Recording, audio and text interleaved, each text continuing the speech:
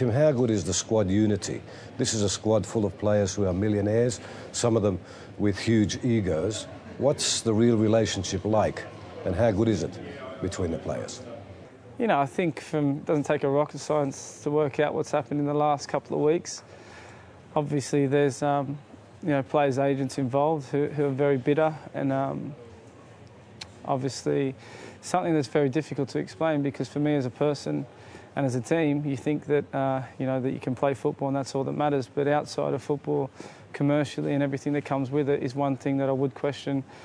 That hopefully doesn't affect the team, but one of them issues that definitely will be addressed after this whole camp and everything with the FFA and players, because it's something that's made me angry, and something that as a team, when we play, we're unbelievable. But outside, when it comes to other issues, it's a bit sad.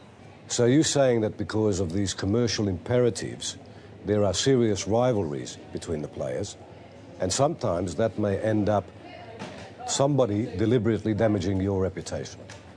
Yeah, most definitely. Most definitely. I think best thing I do is let my football do the talking, and that's what's happened years and years, which is what has brought me to where I am. And some big footballers have come out and supported me, and understand that some politics behind the scenes with players' agents only, which is sad, but that's the beauty of football, is that I can play football and I do my business on the pitch, and it doesn't affect anything. It doesn't affect me because it doesn't faze me. But it must make you angry if your public image is being deliberately damaged. It just disappoints me, that's all. The one thing I do is just make sure that the kids know that I'm playing for Australia, domestically, for my club, and they enjoy watching it. How happy are you at Everton? Because there have been some calls, notably from this station, that maybe it's time for Timmy Cahill to move on to maybe a bigger club, or a club that plays a different kind of football. My response is, sometimes in life the grass isn't always greener. Yes, I'd love to play in the Champions League and win some medals, but a club like Everton that helped make you, a club like Millwall, you have to learn your trade. You have to do what you do best, and what I do best is I play football there.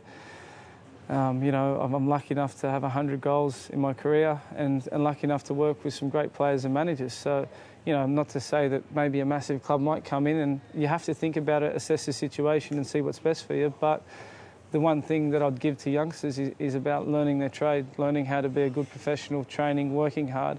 And if someone wants to buy her, they'll buy her, because they've got loads of money to do that. If they don't want to buy her, they won't buy her. Will you be assessing your future in forthcoming weeks, because you're about to consider extending your stay at Everton? Will you be looking at alternatives? I'm not one that goes looking. I'm one who's very content with myself and happy with my football and my family. Yes, we are talking to Everton. Everton are talking to us, and there's definitely interest always on a factor of speculation and clubs that like you. But I think the best thing about me, I don't like reading about speculation. I don't like encouraging it. What I do like doing is just playing football. You weren't not inclined to tell us where these approaches or interests are coming from? You probably don't more than me, Les, mate. So, I don't, actually. I'm always last to find out. I don't. I'm curious to know whether they're coming from England or from elsewhere in Europe. I wouldn't have a clue. That's my agent's job. I just concentrate on football. There's been a lot of talk about the quality of the A-League. I know you don't watch the A-League probably on a I do. regular basis. We get the show in England, and we watch the roundup. One thing I like about the A-League is giving the kids a chance to basically show their style of football and their skills on national television.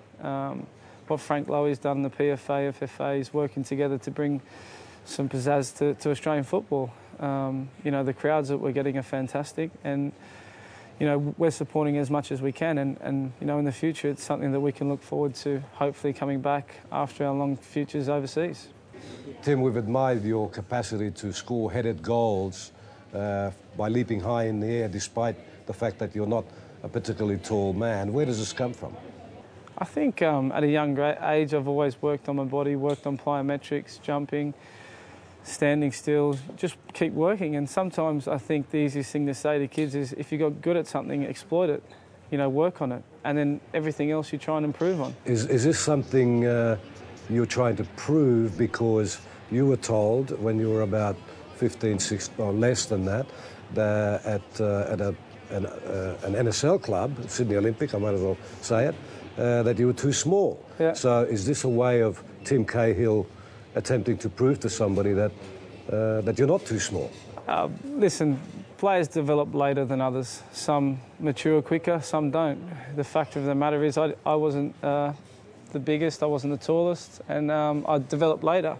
If anything, it was probably the best thing that ever happened to me because, coaches and people telling me that I wasn't good enough and too small has actually made me to where I am now. So really I should be thanking them now and, giving them a pat on the back.